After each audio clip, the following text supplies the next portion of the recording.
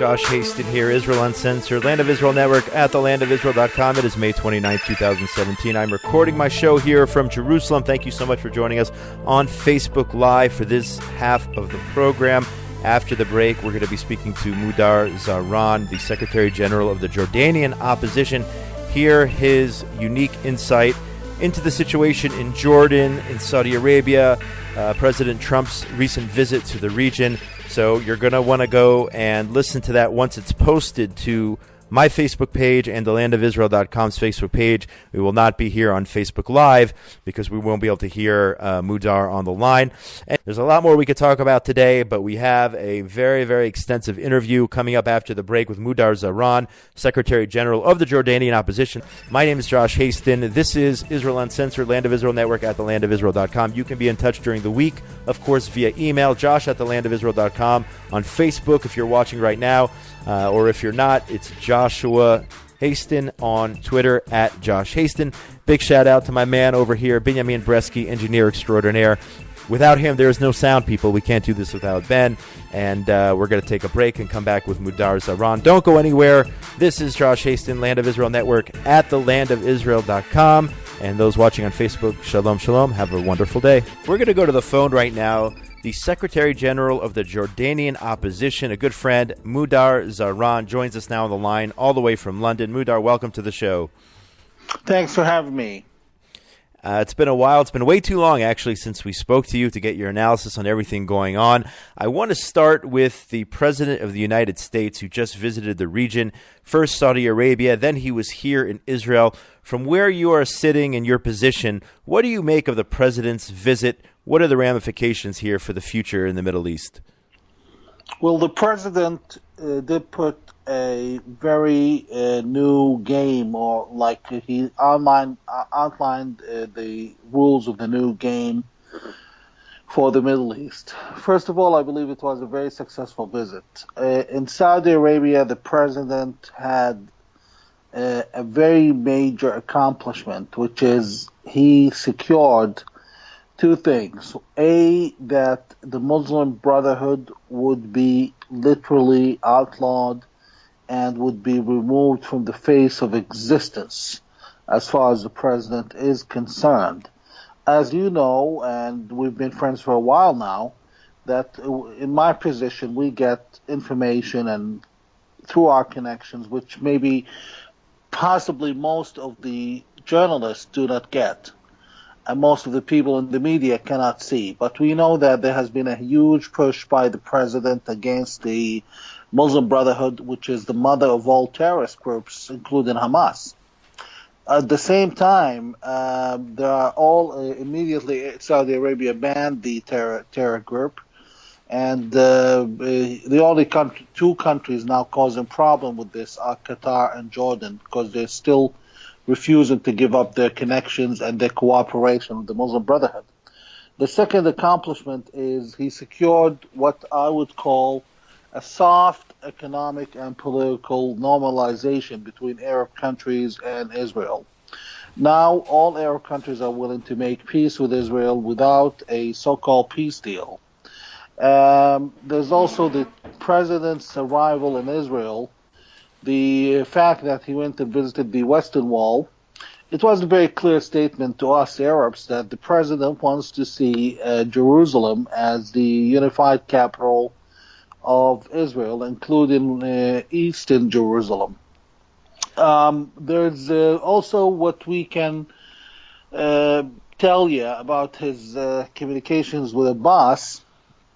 The President's visit to Abbas was in Bethlehem, not in Ramallah. This has huge implications, and it shows because the de facto Palestinian capital is Ramallah, as far as Abbas is concerned, and he didn't go there.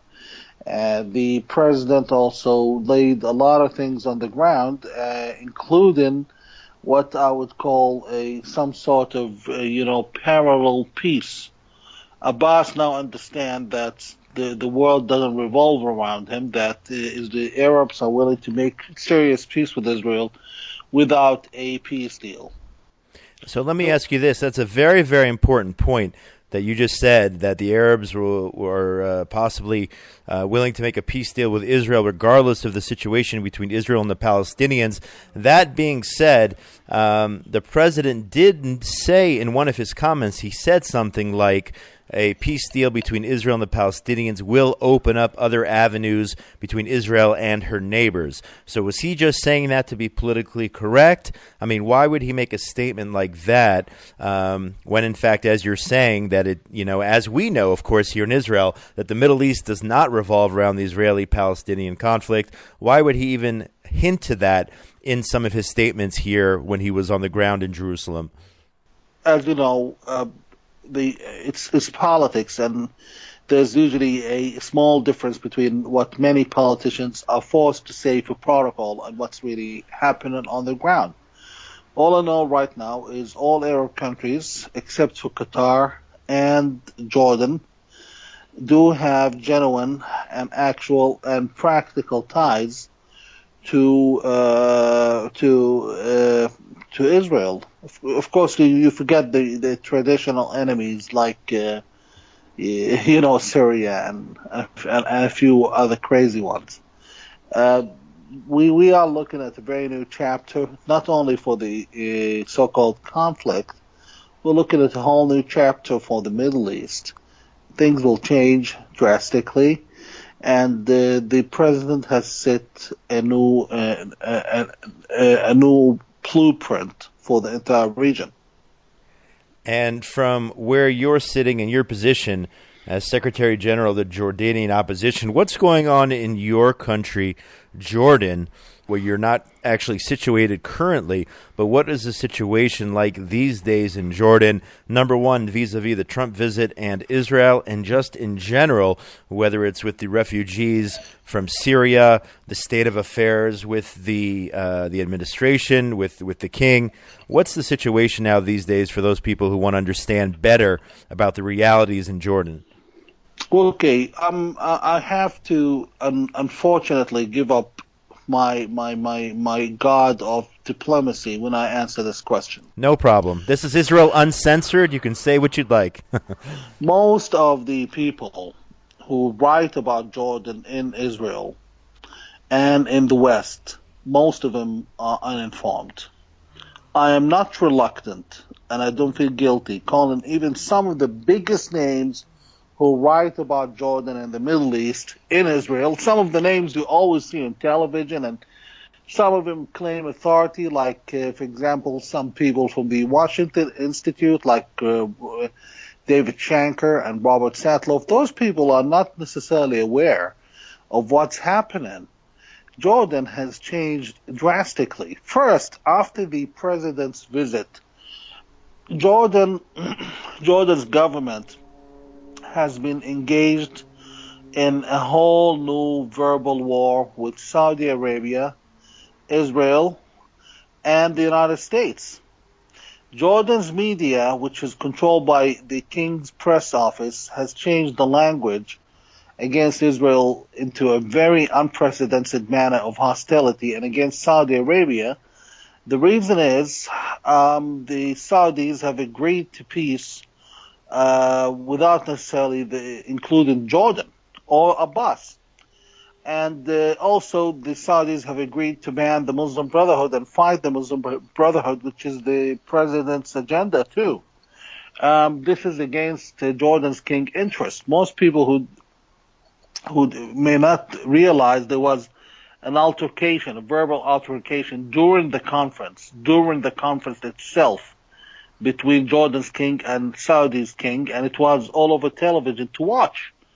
It was very drastically deep, and it shows that everything I personally have been saying for years is true.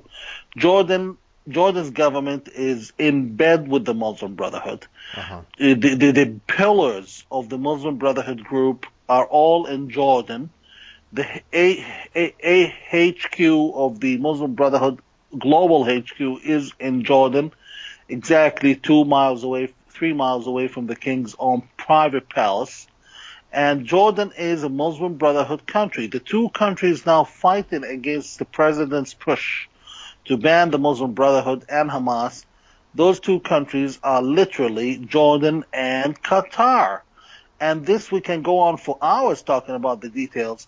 Jordan's government is in a verbal state of war, and the king's own advisors and writers and media are writing about making an alliance with Iran. And lately both Qatar and Jordan have warmed up to Iran very closely. Now, where does Jordan stand? I was on your show 6 years ago. Uh-huh. I said then that the king would fall within 18 months. Okay, 18 months came exactly by the almost the week. There was the largest revolution in Jordan's history. 1 million people took to the street and tried to topple the king for 3 weeks. The king fled the country completely with his family, and the army took over, shrewdly very silent. They took over the country. It was a fact. It was on television, and what's even more is the media then reported that the leaders of the revolution were the seculars. And I was, according to the media, and which is absolutely true, one of the leaders and movers of that revolution. The king didn't fall because President Obama pushed for him to go back. We have to call things by their own name. Many of your so-called thinkers and philosophers like Dory Gold and others, all the respect to Dr. Dory Gold, but I have to say the facts. They don't understand that Jordan is no longer an independent country. Jordan is a country that's fully under the full influence of the United States. Jordan's military and intelligence under the full influence of the United States. If the king I would say when the king goes, whoever's going to rule Jordan after that will come as an interim president of Jordan who is supported and put in place by the United States. It could be you, Josh. It could be anyone. It could be Lady Gaga. It could be as long as the United States chooses him. Jordan is not, by all means, it's a country that depends even for its water and its salaries of its staff and for its food and well-being on the United States. This is no different, this country, than many other similar countries, even including the U.S. Virgin Islands. And then I get people who tell me, if the king goes, there will be war on Israel's borders. If the king goes, we will lose our partner. First of all, the king has been a huge and a documented enemy of the State of Israel. We can speak about this for hours, but anyone trying to argue against this is literally insane and uninformed. And everything I've been saying has come out to be true, including the king's connections and actually partnership with the Muslim Brotherhood, which is now a fact. The king himself openly is defending the Muslim Brotherhood, even on television on occasions. And I've said that he's an enemy of Israel, an enemy for peace, an enemy of peace. This man is now literally his statements. Netanyahu, even Netanyahu, who's trying to keep his diplomatic guard with the king, came out and said Jordan's playing both ends against the middle. Mm-hmm. So this is a guy who's been very problematic, and let's not forget other things like his refusal to extradite Sparrow restaurant bomber Ahlam Tamimi. He's refusing. Why is he protecting two killers? Ahlam al-Tamimi, who killed 15 people, including 2 Americans, and Muarak Abu Tayyeh, who is a Jordanian soldier who opened fire last November, killing 3 American soldiers and tried to kill the 4th. Imagine that the Jordanian government praised him, called him writing, a man with 14 years of experience who should, be respected, in other words. And so this is not a good guy, Jordan's king. Most important, what should be of interest to you? Any of those so-called experts who claim Jordan is protecting your borders is uninformed and in my opinion, rather either has an agenda or insane, because the borders are manned and operated and controlled by the U.S. Central Command. Let me say this again. Jordan's borders are controlled by the U.S. Central Command, not by Jordan's army.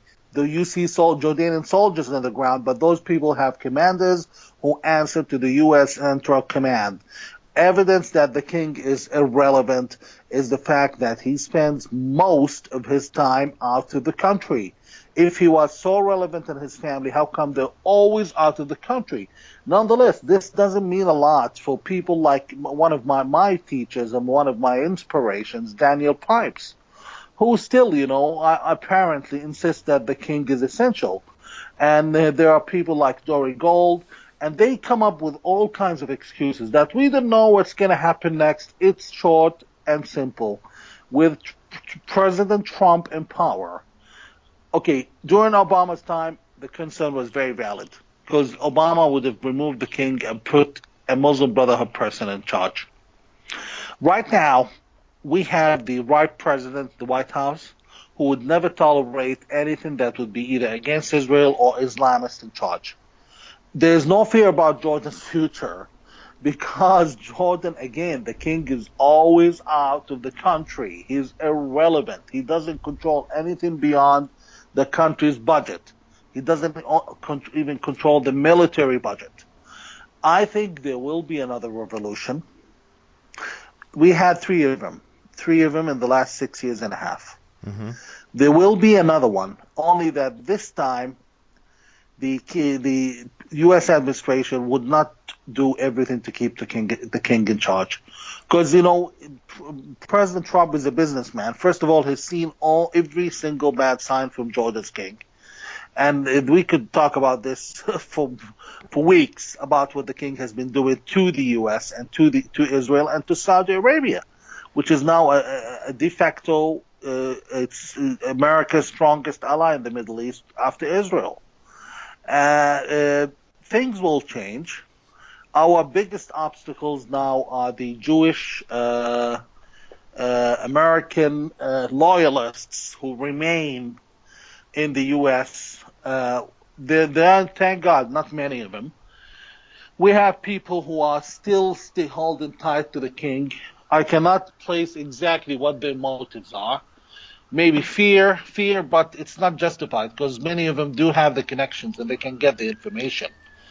Maybe personal interest, very likely, because the king is known to be incredibly generous with members of the lobbyists and influentials in D.C. and New York.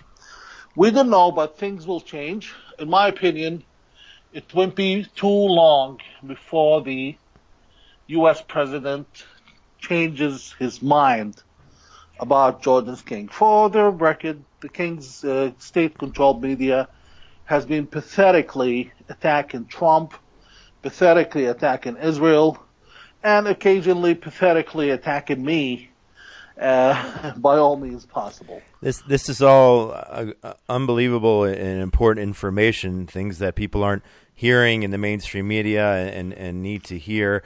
I just want to say, first of all, you have an amazing memory to know that it was exactly 6 years ago that I interviewed you and you made that prediction. And now I understand it looking back that it was the Obama administration which bolstered the king.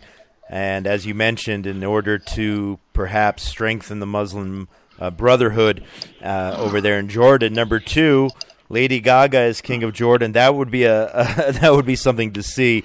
And number three, as you mentioned, the bombers of the perpetrator, the mastermind of the Sbarro massacre, and the soldier who killed Americans last year definitely should be extradited and should not be roaming free, should be in prison for the rest of their lives. And we could talk about Jordan and everything else going on there, as you said, on and on. But one final point, and our time is short before we have to go. I just want to know your final thoughts specifically in regard to Israel and the Arabs living here in Judea and Samaria. The president said, at least openly, that he's determined to reach the ultimate deal and we're waiting to see what that means, what he has in mind. I'm happy that he didn't make any statements when he was here. He didn't refer to communities in Judea and Samaria. He didn't use the word occupation or any of that. But what are your thoughts, and before we go, what are your thoughts here on the future of potential talks between Israel and the Palestinians here in this country? The president is a businessman. The president will not take any nonsense from either Abbas, the couple, Abbas and Jordan King, who have been mastering the opposition of peace process. The future now, what Abbas has, what the president has at the table, is not being made public. But I think a lot of it has come from Mr. Jared Kushner, a very dedicated professional advisor, very well informed, with connections, family connections to the Middle East, and who is also an avid American patriot and an avid lover of the State of Israel. I think eventually, or actually even now, Jordan is on the table. Our vision is clear. Our vision is a Jordanian self-determination for Jordanians who exactly 85% of them identify as Jordanians of Palestinian heritage, and with civil administrative connections to the Palestinians in Judea and Samaria. The land has been divided. The division may have not been fair, but there's no such thing as fair after a war. The only pathway to peace is through a Jordanian that's ruled by someone who represents the majority. Let's be clear. We're not talking about any drop in democracy in Jordan.